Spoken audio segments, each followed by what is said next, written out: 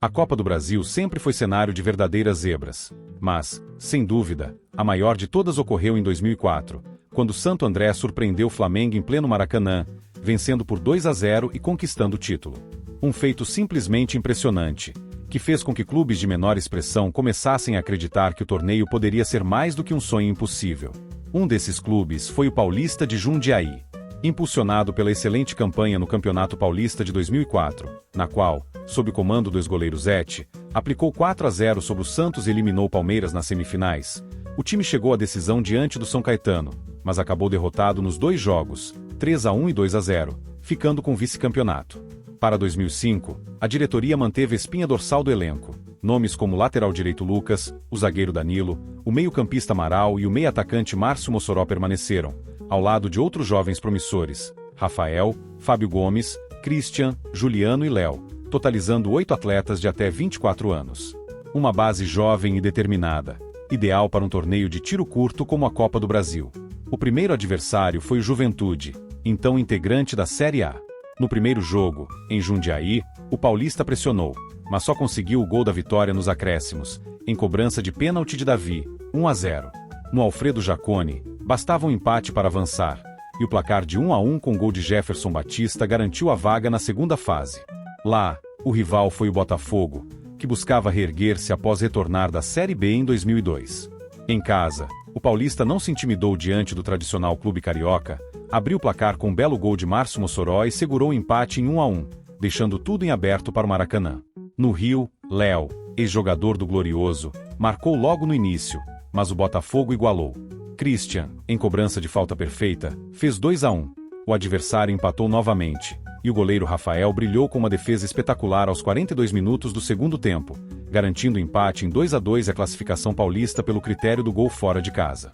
Nas oitavas de final, o desafio foi ainda maior. O Internacional, comandado por Muricy Ramalho e já com a base do time que seria campeão da América e do mundo em 2006. A imprensa gaúcha apostava em goleada colorada, mas o Paulista voltou a surpreender. Em Porto Alegre, segurou o Inter até os minutos finais, quando Jorge Wagner, de falta, marcou o único gol, 1-0. No jogo de volta, no Jaime Sintra, o estreante Juliano, substituto de Ricardinho, anotou o gol que levou a decisão para os pênaltis. Nas cobranças, vitória por 4-2 e classificação histórica. Nas quartas, o adversário foi o Figueirense, responsável por eliminar o Corinthians de Teves. Repetindo o roteiro, derrota por 1-0 em Florianópolis, vitória por 1-0 em Jundiaí com gol de Lucas, e nos pênaltis, triunfo por 3-1, garantindo o acesso às semifinais. Lá, o Paulista encarou o Cruzeiro, sempre um gigante na competição, com o artilheiro Fred, recordista de gols em uma única edição da Copa do Brasil. Desta vez, o Paulista iniciou a eliminatória em casa e sabia da importância de um bom resultado antes da pressão no Mineirão.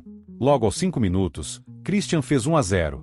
3 minutos depois, Fred empatou, mas Márcio Mossoró recolocou o time jundiaiense em vantagem ainda no primeiro tempo. Aos 40, Jefferson ampliou para 3-1, dando ao Galo da Japi a tranquilidade de poder perder por um gol na volta.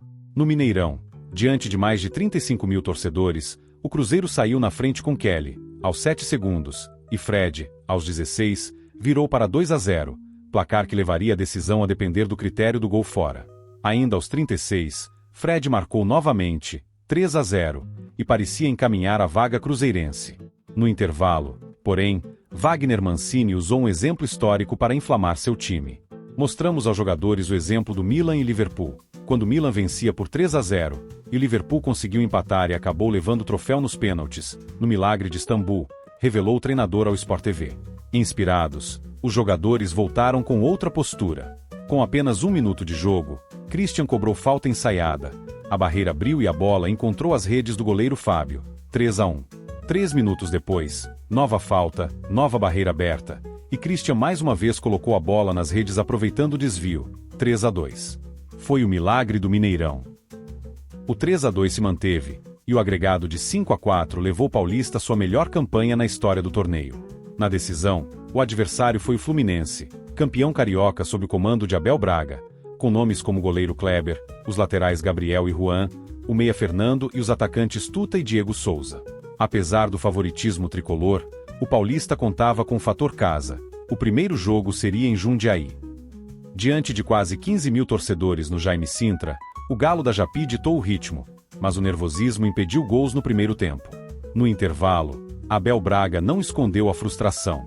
Aos 2 minutos da etapa final, porém, Márcio Mossoró, inspirado, com chute no ângulo, abriu o placar, 1-0. O Fluminense tentou reagir, mas faltou qualidade nas finalizações. O paulista aproveitou um contra-ataque, e após passe primoroso de Fábio Vidal, Léo fez 2-0, gol que lhe rendeu cartão amarelo e suspensão para a partida de volta. Nos minutos finais, a defesa se fechou, e a vitória por 2-0 se transformou na primeira vez que um finalista abria mais de um gol de vantagem no jogo de ida na história das finais da Copa do Brasil. A partida de volta, em 22 de junho de 2005, foi disputada em São Januário, diante de 25 mil pessoas. Sem Léo, Mancini optou por um meio-campo mais defensivo e adiantou Mossoró para formar dupla de ataque com André Leonel, explorando os contra-ataques. O tricolor pressionou, mas a criação ficou abaixo do esperado. Sem criatividade, os cariocas não ameaçaram o goleiro Rafael, e o empate em 0-0 sacramentou o título inédito do Paulista de Jundiaí. Apenas o terceiro clube a conquistar a Copa do Brasil jogando na segunda divisão, ao lado de Criciúma e Santo André. Um título histórico e inesquecível em uma época em que as zebras sempre aprontavam na Copa do Brasil.